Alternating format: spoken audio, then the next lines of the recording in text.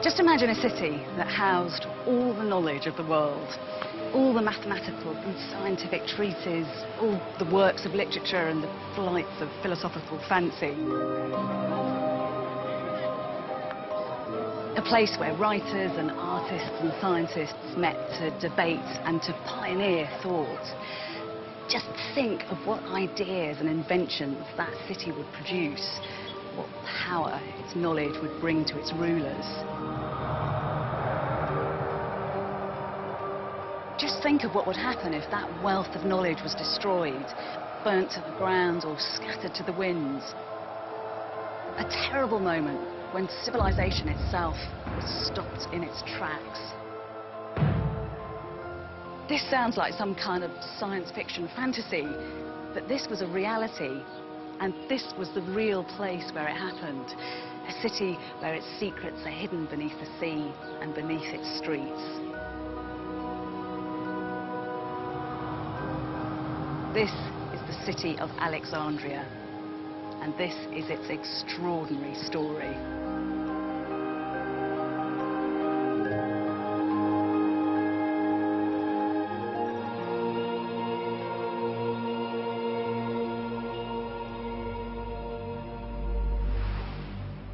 Although we might think that Athens and Rome were the greatest cities in antiquity, for my money, that claim could well go to Alexandria. For over 2,300 years, the city has occupied a key junction between the Eastern and Western worlds. Lying in Egypt at the top of the Nile Delta on the coast of the Mediterranean, today it's a sprawling place and every inch is jam-packed with activity. But curiously, the ancient city is conspicuous by its absence.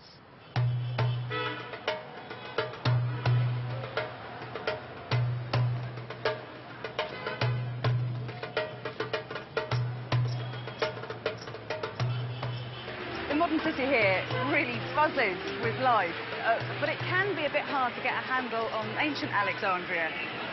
You could spend weeks here without realising that this was once home to what was really a roll call of the great and the good of antiquity. Because it was here that Alexander the Great was buried. It was here that Cleopatra seduced Mark Antony and Caesar. And this was the home to one of the 7 wonders of the ancient world. Piecing together the scattered jigsaw puzzle, I'm going to explore the incredible story of this extraordinary city, where the Pharos lighthouse shone its beacon out over spectacular theatres, temples and colonnades. Monuments as grand as anywhere in the ancient world. It's colossal. You see the human scale. It's more than 13 meters high. Which combined the best of Greek, Roman and Egyptian design to create a dynamic hybrid culture. We're mixing and matching. We're being purely Alexandrian. We're taking what we want, sticking it together. We're open to everything. And most importantly, where intellectual advances, new philosophies, new sciences were a driving force of the city. And that's what makes this place so special. Although Alexandria was immensely wealthy, it didn't just sponsor grand monuments. It put an absolute value on wisdom. Because wisdom meant power, and it was Alexandria's ultimate ambition to become the most powerful city on Earth by capturing all the world's knowledge within its walls. An ambition which stemmed from its very beginnings and the vision of its founder.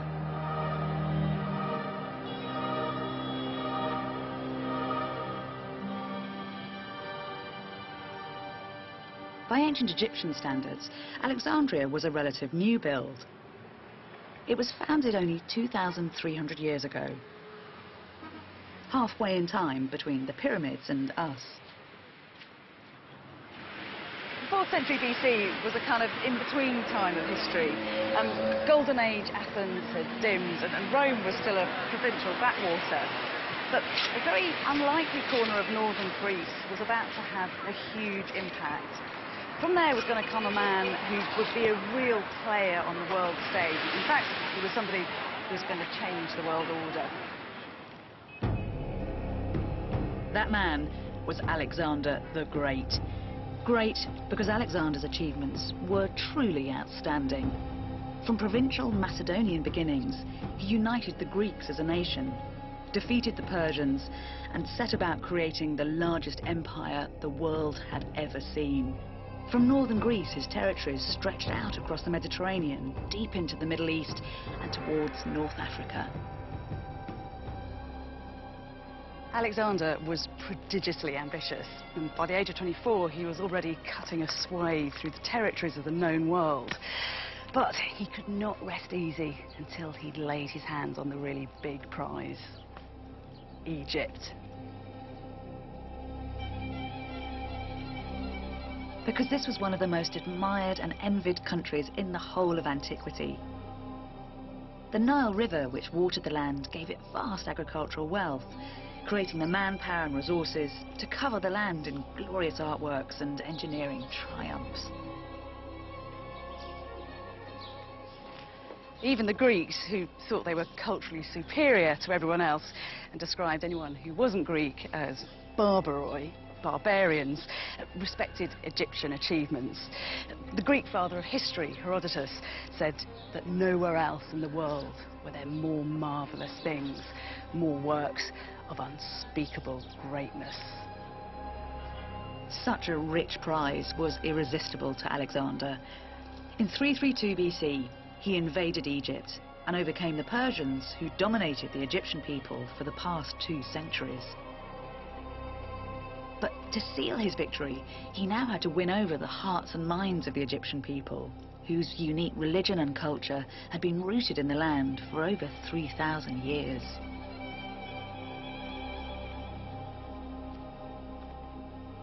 By the time Alexander arrived in Egypt, this pyramid was over 2,300 years old.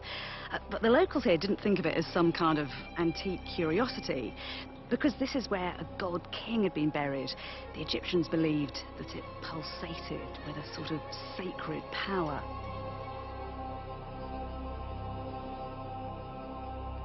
Confronted with a culture so alien to his own, Alexander didn't underestimate the challenge that faced him.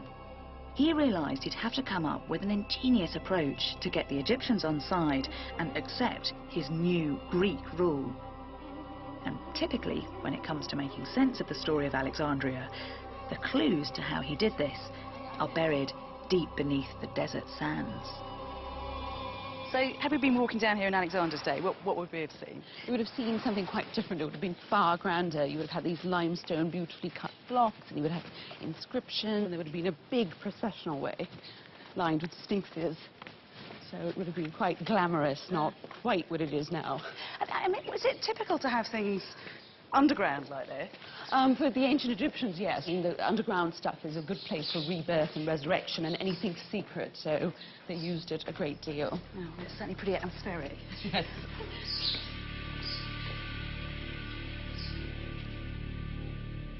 And that's what Alexander had to get to grips with. A culture which not only believed in life on Earth, but which was obsessed with life after death. Wow. Wow, because I knew there was a sarcophagus down here. I had no idea it was this size. It is absolutely enormous. It's at sort of 3 meters by 5 meters, and it weighs more than 60 tons, and it's made of absolutely solid granite. Oh, it's got glyphs on it? Yep, here, see? You can just make out. This is, in fact, the name of who it belongs to, and it's Hapi in glyphs, and it actually returned into Apis by the Greeks.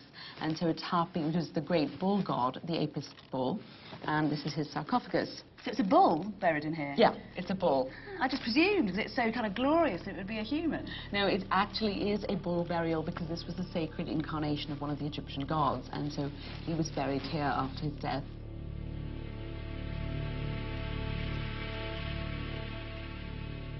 And here it says, Apis, beloved son of Osiris, may he be given life, eternity, and prosperity, and so on. And here's his name one more time, so you really knew to whom it belonged. I mean, the Egyptians do that in their religion, don't they? They mix up animals and men very happily. Very much so. For the Egyptians, each god had a totemic animal, so they were always closely allied, which is very different from the Greeks. And so how did Alexander deal with that very alien landscape when he arrived here?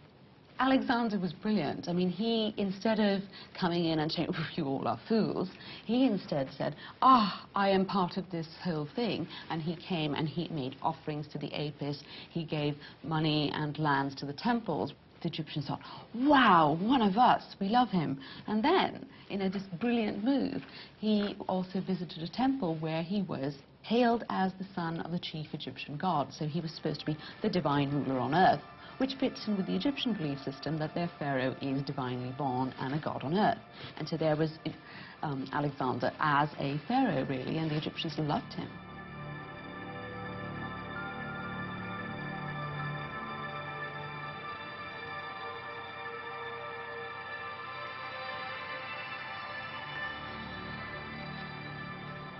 Alexander was canny. By choosing to embrace Egyptian customs rather than just stomp on them, he managed to effect a very sympathetic kind of regime change. The Egyptian people didn't think of him as one of them, but one of us. You know, he had done remarkably well. He'd realised his grand Egyptian dream, and now he was being celebrated here, not just as a conqueror or a king, but as a true living god.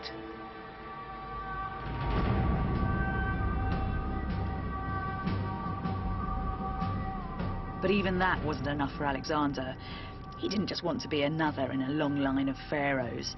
He really wanted to dominate the country, and that meant creating a new city that would bear his name for all time. But first, he had to find a suitable location. The ancient Egyptians had always looked inwards, their key cities centering on the Nile. But in this, Alexander differed. He also wanted his new city to look back towards his Greek homeland and outwards towards his new empire. And it was said that he had a very illustrious figure to guide him on his way. The ancient author Plutarch tells us that Alexander was drawn to this very spot, a place called Pharos, by a prophetic dream. Then in the night, as Alexander lay asleep, he saw a wonderful vision. A venerable man with shaggy hair and a beard appeared to stand by his side and recite these verses. Now, there is an island in the much dashing sea in front of Egypt. Pharos is what men call it. Alexander believed that the mysterious visitor was none other than Homer himself, the great epic bard. And as well as being a hard-nosed politician, he was an incurable romantic. And so he took his advice. And this is where he came to found his city. But the barren stretch of coastline Alexander encountered couldn't be more different from today's hectic metropolis. When Alexander got here, Pharos was still just an island. There was a tiny little settlement here, and the coastline of Egypt was very jagged, which meant it was very difficult for boats to land. But Alexander had a grand plan to link Pharos to the mainland. And so he built a causeway running all the way across, almost a mile long. And he extended this bit here to create a man-made harbour. This would become the busiest port in the world. The gateway to one of the richest and most multicultural cities on Earth. And that was only part of the dream. Alexander and his successors, the Ptolemies, ravened for knowledge. Knowledge that would give them the power to trade, to build, to conquer. Their ambition for Alexandria to become the intellectual engine room of the ancient world.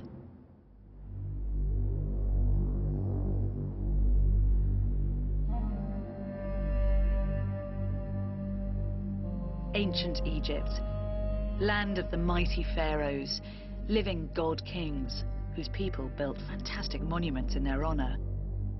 A civilization which had been a key player in the region for over 4,000 years.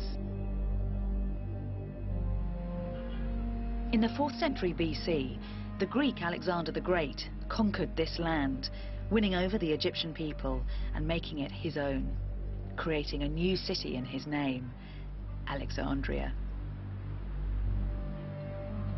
Starting from scratch, Alexander envisaged a unique model city, strictly laid out on an innovative grid system, where Greek and Egyptian culture came together to create one of the richest places on Earth.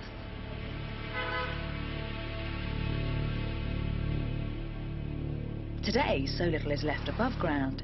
To get a sense of the ancient city, you have to descend deep beneath the modern metropolis into a city of the dead. Well, I mean, they're fantastic, aren't they? Well, it's you know, typically Alexandrian. We've got this mishmash of different styles. Yeah. You know, the Medusa purely Greek, the demon Greek, but then Egyptian elements. The frieze up there of cobra heads and little silver discs on top, all of the Egyptian tradition. And this was just the tomb for one family? Well, one family we presume, we're not sure. There's 3 sarcophagi in there. No bodies were ever found. The tomb robbers got here long before the archaeologists did. They might not have left any bodies, but they've got some pretty lifelike guardians for the tomb. Well, archaeologists over the years have presumed the statues on either side of the entrance represent the owners of the tomb. But what's interesting about them is, if you look at the head of this male character over here, the face is detailed, the hairstyle is pure Roman, Greco-Roman tradition, and yet the body, you know, stiff, one leg forward, arms by the side, typical of Egyptian statue. It's quite ugly in a way, the way the two have been stuck together, though. Oh, it's not particularly well done, no, but that's part of the charm of this place, is we're mixing and matching, we're being purely Alexandrian, we're taking what we want, sticking it together. We're not melding, creating a new art form. We're open to everything. We're very receptive. And there's a great example just inside the doorways here. To the left, you get another really good example of it as well. Oh, yes. Because this is the Anubis figure. Yeah. Anubis was the Egyptian god of embalming, the dog-headed figure. But look how he's dressed. He's dressed as a Roman soldier, but with his Egyptian head, guarding whoever's buried within this tomb. It is, it's fantastic. It's just like top and tails, isn't it? He said he's got a very Egyptian head and then this kind of Roman body with his little Roman skirt. Yeah, let's mix and match. Yeah. I mean, the only thing I think, though, is that throughout the ancient world, you do get this exchange of cultures. You know, in classical Athens, you've got Eastern cults, and the Romans are very good at taking on the East as well. So why is Alexandria particularly good at it? I think because Alexandria was a new town, and it had to create its own legitimacy. It was a new town on a very, very ancient land, which had a certain weight within the ancient world as well. I mean, Egypt, the Greeks were in awe of Egypt, so there was all this sort of cultural baggage here already. But they also brought with them their notions of Hellenic culture, of Greek culture, and by doing that, it draped itself in the mantle of Egypt, but at the same time brought with it its Greek notions. It was also an extremely wealthy town, and it's a port town, and they're always open to influences.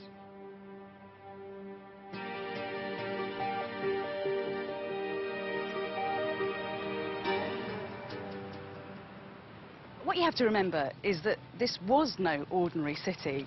It hadn't grown up organically out of the Bronze Age or the Classical Age like so many of the great cities of antiquity.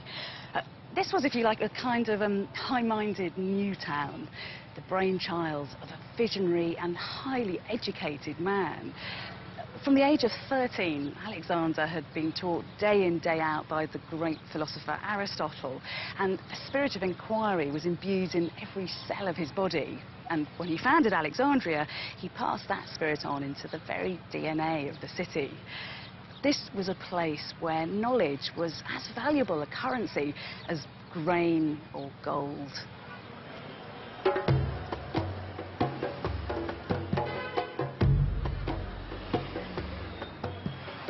And in a precious archaeological oasis in the heart of the city, Com El Dika, archaeologists have begun to find the evidence to prove it. A Polish team have been working on a discovery which reveals exactly where Alexandria's ideas were played out. Here we are in one of the lecture halls. Probably it was one lecturer from the complex of the university. It's really interesting. So you've got the lecture rooms right on the main street. Yes, it was the center of the social life in late antique Alexandria. Now, we are here 3 rows of benches in the classrooms, and the benches devoted for the students. And here we have the main chair, topmost seat, probably for the teacher. You can just imagine how intimate this lecture hall would have been, seating just 30 students, studying law, rhetoric and science. And here we have a singular block of stone, probably this kind of platform or kind of podium for the students' declamation. So, okay, so the students have to do a kind of to the opposite demonstration. side to the teacher. So I'm going to be the teacher. So So if I'm sitting here, so I'm a teacher, very comfortably, on your steps, and then the student would be there giving their paper or Yes, presentation. Did it get hot here? You know, the lecture halls were covered probably by the flat roof. We don't have any indication, but probably the auditorium could be high as up to 5.5 meters as the level of the columns. And how many teaching rooms like this are there? So far, we found 20 lecture halls. Probably it was much bigger. These teaching rooms were a hothouse of knowledge in the very heart of Alexandria. This was in no way a city of ivory towers. It was buzzing with provocative and cutting-edge ideas. Its rulers had wanted to acquire the intellectual tools to unlock the mysteries of the universe, to allow them to rule the world. It was where the mathematician Eratosthenes proved that the Earth was round and accurately measured its circumference. Where 1,000 years ahead of his time, Aristarchus suggested that the Earth moved around the Sun, and where the greatest minds and most extraordinary thinkers began to map their way through the stars. Now, I've got to confess that Alexandria has got a particular allure for me for one reason. It's a rather wonderful and mysterious woman called Hypatia. Now, Hypatia ran her own philosophy school here, and by all accounts, she was quite extraordinary. Hypatia was born in around 350 AD, and the very fact she was a woman in a world dominated by men makes her achievements doubly exceptional. For over 40 years, she made groundbreaking advances in algebra and revolutionized astronomy. And correspondence from a fellow philosopher really sums up just how much she was valued. It's a collection of letters written to her by one of her former students called Synesius. The language used is very, very intimate, so you get a real sense of her character and just how respected she was. Synesius says, for instance, that nothing in the world is more wonderful than her, and that even in Hades, she is the only thing that he'll remember. Actually, she's been remembered by some others too. A crater on the moon's surface bears her name. A journal of philosophy is called Hypatia, and she's just been immortalized in a new film, Agora.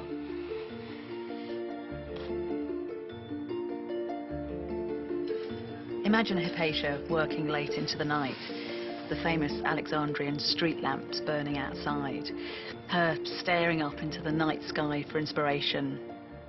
She was a philosopher in the true sense of the word, in that she was a philosophos, a lover of wisdom. What's really interesting about Hypatia, though, as with so many of her Alexandrian colleagues, is that she didn't just deal in abstract thought, but she had a very practical application for her ideas. For instance, she used her mathematics and her geometry to redesign this amazing gizmo. It was really a kind of multifunctional instrument, the sort of iPod of her day, if you like. Only in her day, it had a much more romantic name, because this was called an Astrolabe. And literally, that means a catcher of the stars.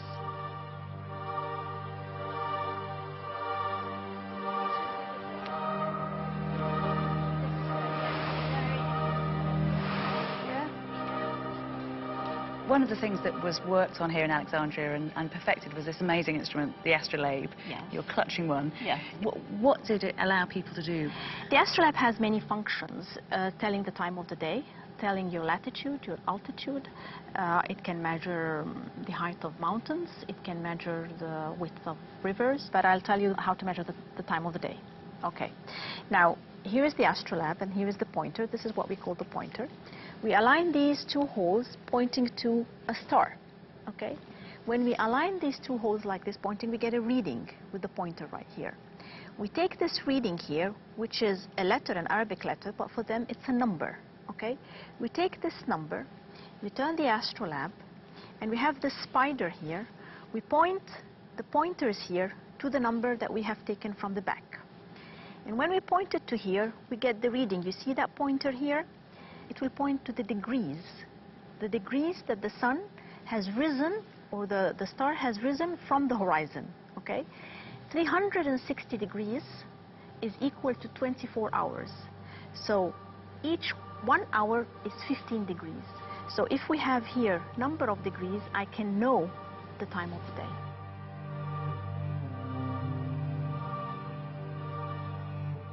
It's a very powerful instrument, Yes. because it allows you to do all kinds of things. I mean, if you know the night sky, if you know your latitude, if you know the height of a mountain, you can explore, you can trade. It has actually changed the way they functioned.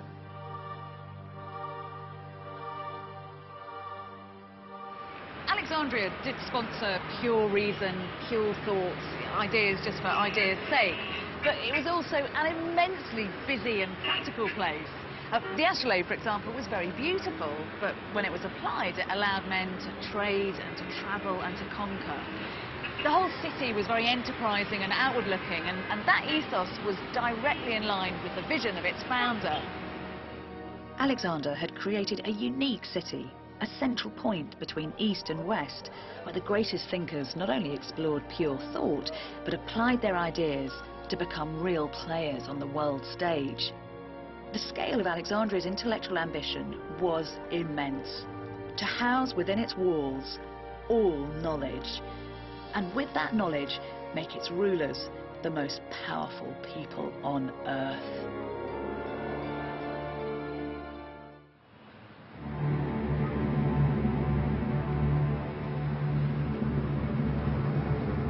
Although ancient Alexandria is virtually invisible, the ghost of its presence is there in the layout of the modern city.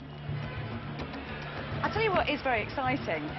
Because the modern city is laid out on the ancient grid plan, when you walk down these streets, you are physically walking in the footsteps of Hypatia and all those other fantastic philosophers.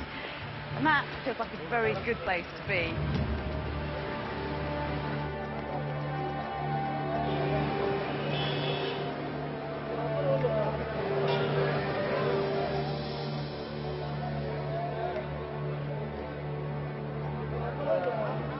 As a cultural melting pot with intellectual ambition, ancient Alexandria became a unique environment for scholarship.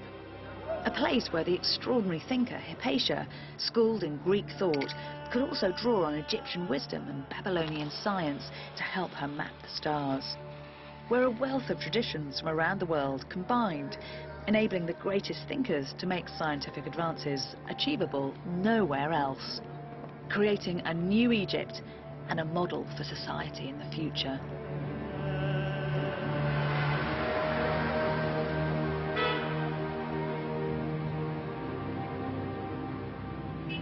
One of the great characters of medical history came to Alexandria.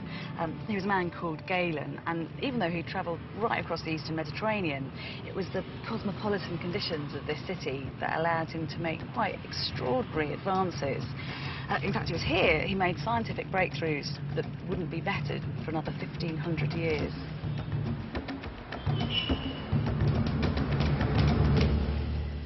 So what are these treasures that you're removing from the tubs here? There are a variety of things. There's a brain of a horse, and this one with a spinal cord attached. Is that's a dog. Oh, it's lovely. So I hope you realise I'm a very strict vegetarian. This is way beyond my life experience. So. That's all right. I'm not expecting you to eat them. It's all right. Good. Just explain to me, because you're a veterinary anatomist, so why have you got a particular interest in Galen? It's really because of the brain, because I think Galen was the central mover in the history of studying the brain. He was the first person who realised what it was and what it did. And why was Alexandria such a key city for him? In the European part of the Mediterranean world, there were taboos and then eventually laws against chopping up dead people, dissecting dead people, which made life very difficult for him. So he had to use animals like these, where really what he wanted to know is he wanted to know about what was going on in humans. And this was much easier in Egypt because the Egyptians had much more of a tradition, and partly because of mummification, they had much more of a tradition of dealing with parts of dead human people and perhaps not worrying about it so much. But the brain wasn't of any particular importance to the Egyptians, because there are stories of them when they're doing the mummification of them pulling the brain out through the nose, for instance. Yes, we don't know whether it's Herodotus who said that. We don't know whether that's actually true. You need an enormous nose to get a brain out through. But it's certainly true, the thing that the Egyptians and the Greeks had in common, neither of them thought the brain was very important until Galen came along. Aristotle said it was probably just the radiator for the heart. The heart creates all this heat, and the brain is just a way of radiating it away out of the body. And so why was Galen different? How did he come to realise that there was something else going on? Because he looked at the brain. You look at the human brain, you look at animal brains, and he said, well, if you look at them, they're incredibly complicated. He said, for example, here's the cerebrum up the front with all its folds, and here's the cerebellum at the back with all its even finer folds. And you look on the inside, and you see there's the brain stem down there. It's even more complicated. So it's got all these different bits, so it doesn't look like something that's just there to radiate heat away. He said it must be doing something more complicated than that. The other thing he noticed about it was, first of all, if you look at the brain, it has the senses attached to it.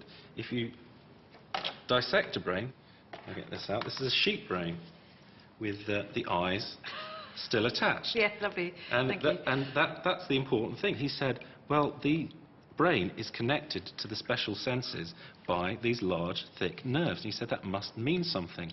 And he had this wonderful phrase he used where he said, the brain is surrounded by the special sense organs as if they are the servants and guards of the great king. So he'd already elevated the brain to being in the position of a king in control of the special senses. I'm glad he added a bit of poetry to something fairly disgusting looking like that.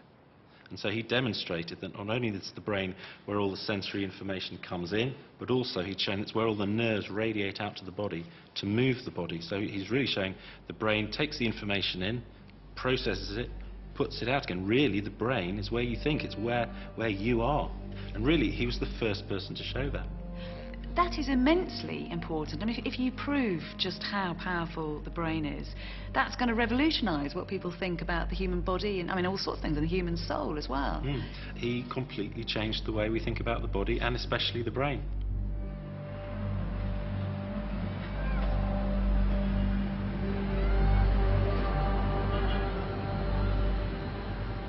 Alexandria created a buzzing environment where men like Galen and women like Hypatia could meet like minds and begin to reveal the workings of the universe.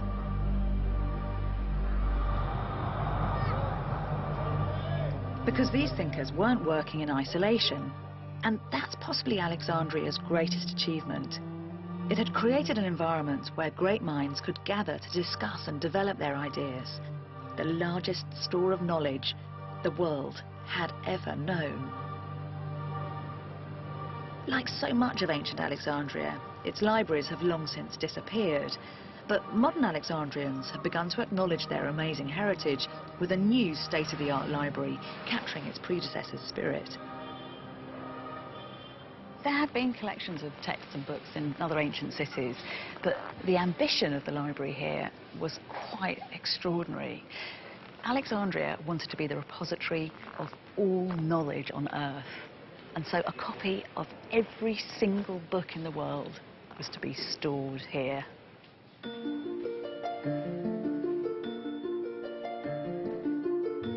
Every work of literature, tragedy, comedy and poetry, every history, every scientific treatise from maths to medicine, physics to astronomy, and not just Greek texts, but works from around the world in Hebrew, Latin, Babylonian and later Arabic. Even today, putting together such a collection would be quite a feat, but this was the age before mass publishing. Each work existed as a handwritten papyrus, and that scroll might be the only copy of that papyrus in the whole world. Today, the majority of the few fragments that remain now survive not in Alexandria, but another bastion of learning, Oxford University.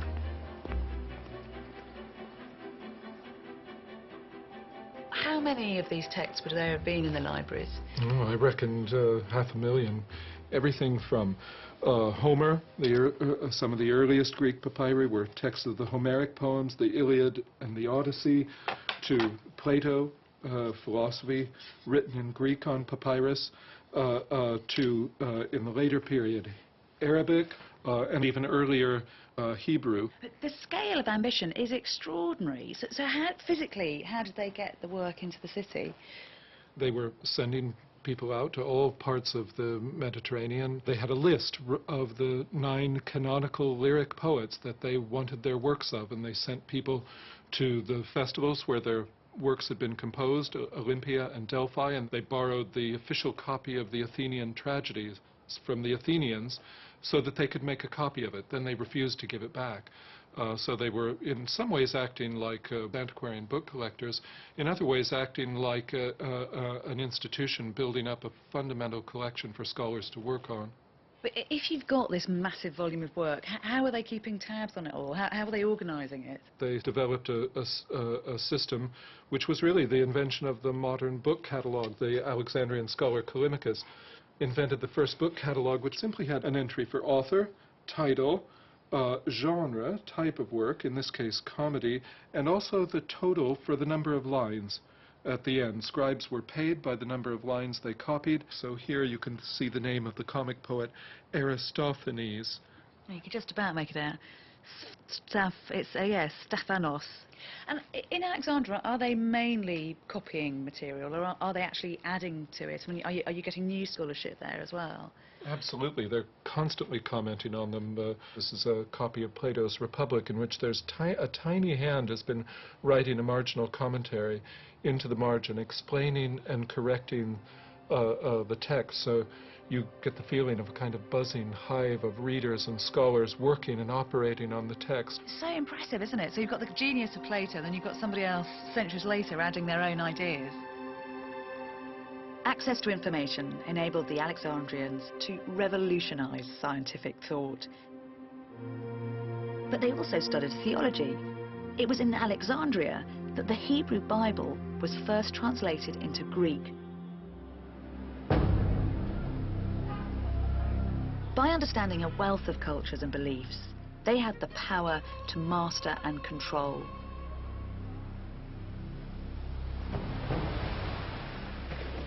They were so intent on obtaining all the knowledge in the world that laws were passed so that no book could leave the city, and even ships entering its harbour were searched to see if new texts could be found to be added to its famous library. The modern Library of Alexandria has got over 500,000 books, which is actually almost exactly the same number as they had in the ancient library. But what it's also got here is this mega computer, which every few days saves all the information on the World Wide Web. In the 21st century, we're just so used to that ease of access to information where everything is stored electronically.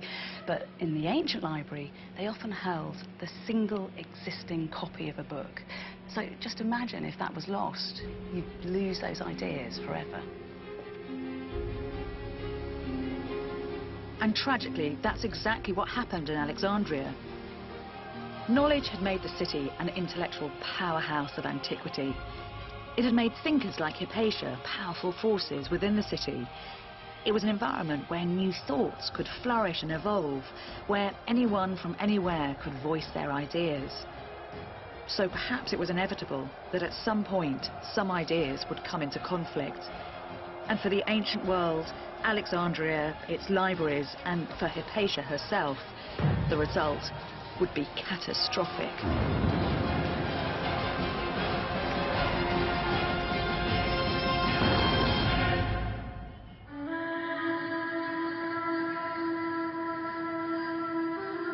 By the end of the 4th century AD, Alexandria had been flourishing for nearly 700 years, producing extraordinary thinkers like the philosopher and mathematician Hypatia. It was an immensely powerful city, second only to Rome in might, yet its power wasn't built on military force, but on the strength of ideas and the ambition to house all the knowledge in the world.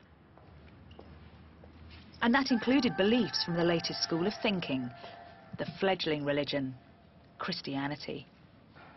Alexandria had always attracted in cutting-edge thought and men who were at the top of their game. So it should be no surprise that from the 1st century AD, the key leaders of a new religion should want to come here to play out their ideas. Only a few years after Christ's ascension, the Gospel writer Mark came to Alexandria to spread the news, bringing Christianity into Africa. As one of the most forward-thinking places on Earth, with its tradition fusing Eastern and Western cultures, Alexandria was an ideal place for Christianity to gain a foothold.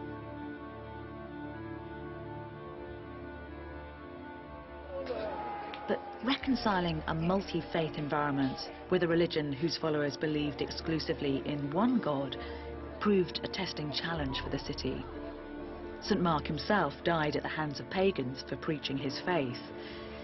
It was a foretaste of the violence to come. Yet, for centuries, Christians and pagans did manage to live alongside one another, happily, productively. The very early Christians spent a great deal of time and energy trying to square pagan and Christian thought. For instance, one of the most prolific early church fathers who lived in Alexandria said that the works of Plato and Aristotle and the Stoics were science tinged with piety as long as they were righteous.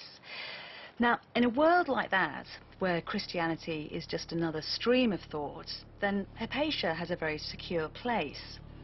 But the problem came when the Christians wanted not just spiritual, but temporal power. And then all that tolerance and piety becomes muddied with power politicking. And unfortunately for Hypatia, she'd come into conflict with one of the greatest political operators of the day.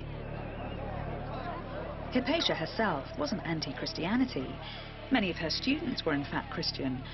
But the problem came when a new bishop, Cyril, was ordained in the city. Cyril not only wanted spiritual authority, but power on earth, and he didn't want to share it with pagans. His arrival would change the face of Alexandria forever. You walk into somewhere like the Caesareum, and you see what originally we built as an Egyptian and Greek temple, with all the heads removed from the statues. And the cult statue has gone, and in its place you have a huge cross looking down. And you see how people like Cyril could change a world. He is a man seeking power, and he wishes to gain control not just of the religious state, he wants to really run a theocracy, be in charge of everything. Hypatia is a wealthy, educated pagan. To him, that means witch. He puts around rumours about all of the objects she makes for astronomy, her instruments. Clearly they're used for divination. They're for finding out what will happen in the future. It is black magic, and as such, she has to die. And in one contemporary account, we learn that it was Hypatia's work with the Astrolabe in particular that sparked hatred against her.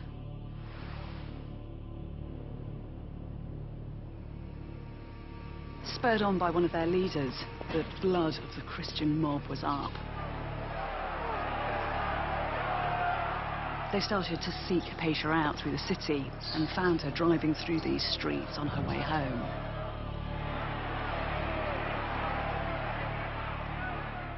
They dragged her out of her carriage and ripped off her clothes. For a highborn woman like her, this would have been a terrible public disgrace. But then things got even uglier. They pulled her into the Caesareum, which had been a temple and then recently converted to a church. And there, picking up anything they could find, we're told they were ostraka, which were probably broken pots or broken roof tiles.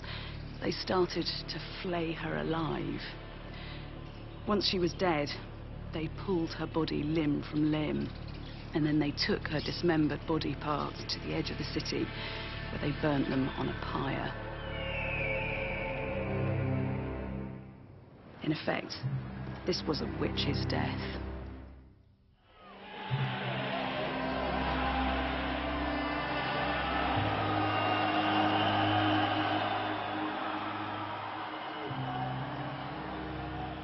Hypatia's tragedy was the tragedy of Alexandria.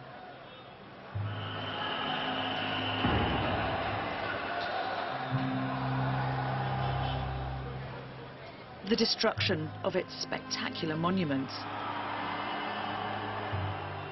the desecration of its extraordinary libraries, and with that, the heartbreaking demise of the wealth of knowledge which had made it great for over 700 years. There are a few lines, desperately sad, written by a pagan who was wandering through the streets of Alexandria, watching the world he knew crumble around him.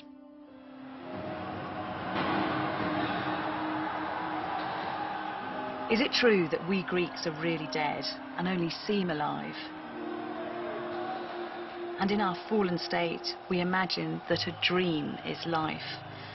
Or are we truly alive, and is life itself dead? For some, Alexander's dream was becoming a living nightmare.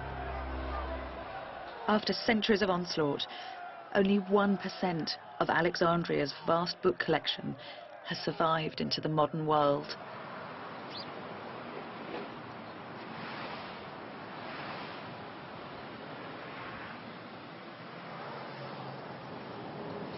Rather bizarrely, one of the survivors of Alexandria's destruction has ended up here. It's that massive lump of red granite, the obelisk that we very affectionately now call Cleopatra's Needle. It was brought here from Egypt in 1878, but in its heyday it stood just at the edge of the Caesareum, so it was only a stone's throw away from where Hypatia was killed.